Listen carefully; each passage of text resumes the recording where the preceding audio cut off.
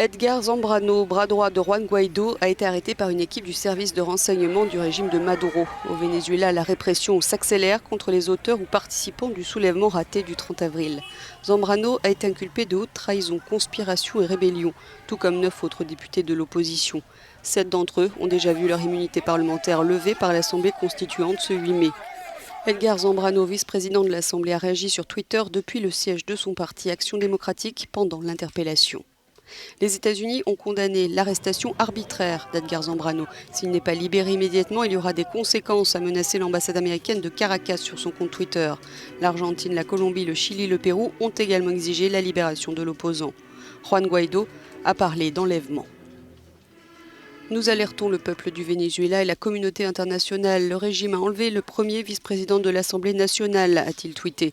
Il tente de mettre en pièces le pouvoir qui représente tous les Vénézuéliens, mais ils ne vont pas y arriver. La députée Mariela Magallanes, qui fait partie des 10 inculpés, s'est réfugiée dans la résidence de l'ambassadeur d'Italie à Caracas, tandis que les autres élus poursuivis évitent de se montrer en public. Nicolas Maduro, lui, continue de s'en prendre aux États-Unis, expliquant que le Venezuela ne se soumettra jamais aux desiderata de Washington.